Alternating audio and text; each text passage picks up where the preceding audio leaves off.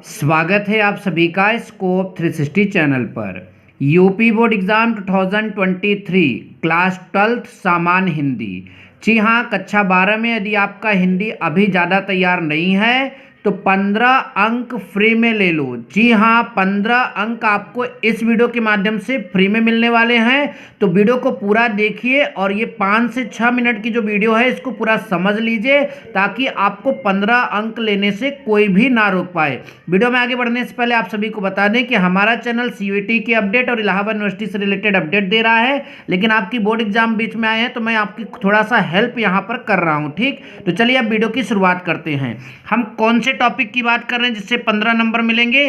तो देखिए, आप सभी को मालूम है कि आपकी बोर्ड एग्जाम में जो तो देखिए, जो आपका क्वेश्चन नंबर 8 है वहाँ क और क भी आपका 7 नंबर और ख भी आपका 7 नंबर आता है। उसमें संस्कृत के गद्यांश और पद्यांश दिए होते हैं और वो तैयार करना कम समय में काफ़ी इंपॉर्टेंट होता है। और आपका अगर अभी नहीं तैयार है तो आज एक ऐसा ट्रिक मिलने वाला है जिसके बाद आप कहोगे वाह मज़ा आ गया। तो चलिए सबसे पहले गद्यांश का ट्रिक दिखा देते हैं और उसके बाद पिछले साल की क्वेश्चन पेपर में मैं आपसे यहाँ पर समझाऊंगा भी कि देखिए ये उसी पार्ट का है और आपको ऐसे इसका संदर्भ भी लिखना है और इसका ऐसे ही अनुवाद करना है। तो देखिए, सबसे पहले हम गद्यांश में कितने पार्ट शामिल हैं वो आपको बता देते हैं और उस पार्ट को पकड़ने का तरीका भी बता देते हैं। तो देखिए, पार्ट का नाम हमने यहाँ पर लिख दिया है और उसको पकड़ने का ट्रिक जो है वो हमने यहाँ पर लिख दिया है। तो देखिए, पार्ट 1 2 3 4 5 पार्ट हैं। पहला पार्ट का नाम है आत्मज्ञ एवं सर्वज्ञ, दूसरा संस्कृत भाषायाः महत्वम, तीसरा जातक कथा, चौथा महामना मालवीय, पांचवा पंचशीलः सिद्धांता। अब देखिए, आत्मज्ञ एवं सर्वज्ञ पाठ का अगर कोई आपको गद्यांश वहां पर दिया गया तो कैसे पहचानोगे कि वो इस पाठ का है? तो ये एक बात याद रखना, याज्ञवल्क्य और मैत्रेयी अगर उस गद्यांश में कहीं भी, ध्यान से पढ़ना, याज्ञवल्क्य और मैत्रेयी अगर उस गद्यांश में कहीं आपको दिख गया तो ये मान के चलिए इसी पाठ का है। संस्कृत भाषा या महत्वम का, तो देखिए भाषा यहाँ लिखा है तो भाषा अगर देखने को मिल जाए, संस्कृत देखने को मिल जाए और अगर धन्योन, ठीक, अगर ये आपको देखने को मिल जाए तो ये मान के चलो कौन से पाठ का है? संस्कृत भाषा महत्वम। देखिए, ट्रिक भी क्या है आपको याद करने की जरूरत नहीं है, उस पाठ से ही मिलता जुलता वो आपका ट्रिक भी है।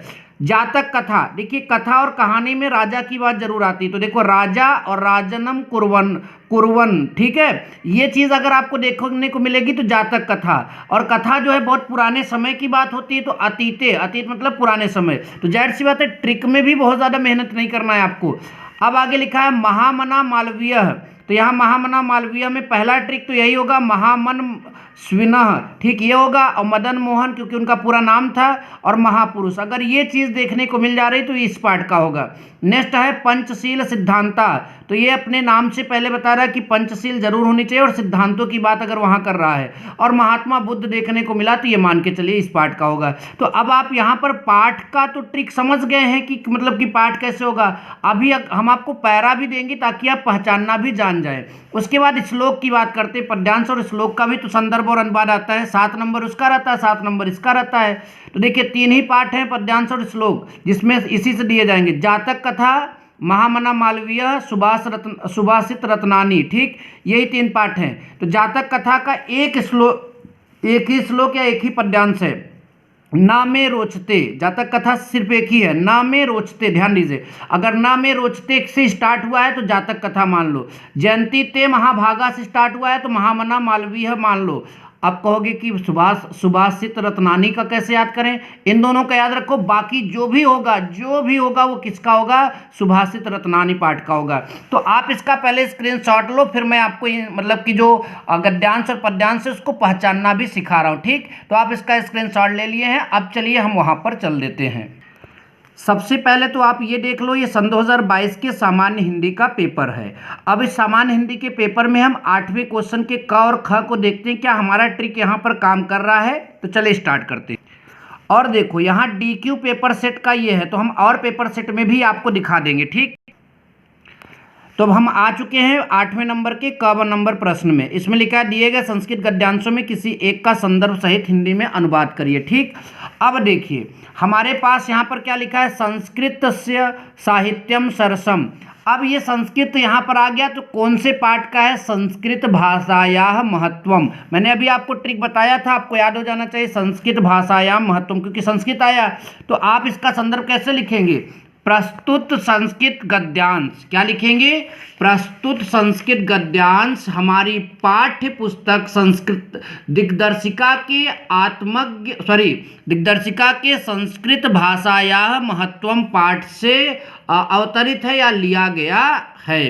तो ये यहाँ पर आप यहाँ पर लिख दीजिएगा, ठीक। उसके बाद आप जो है उसका अनुवाद करिएगा। तो अनुवाद आप कहोगे अनुवाद कैसे होगा, यहाँ लफड़ा फंस जाएगा। क्या लिखा है? संस्कृत साहित्यम सरसम, मतलब संस्कृत का साहित्य सरस मतलब सरल होता है। व्याकरण उसका सुनिश्चित होता है।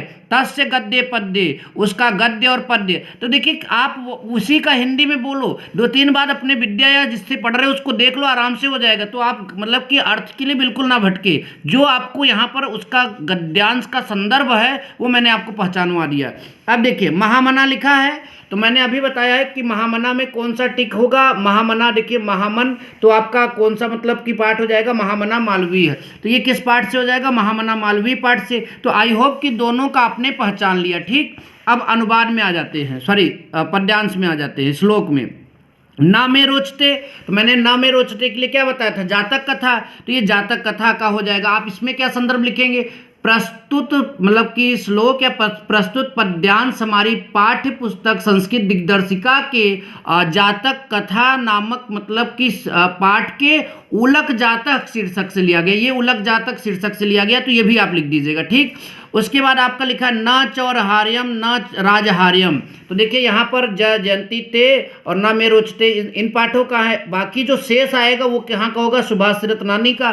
तो ये आपका जो इसका संदर्भ होगा प्रस्तुत जो मतलब कि क्या कहते हैं पद्यांश या श्लोक है हमारी पाठ्य पुस्तक, किसका?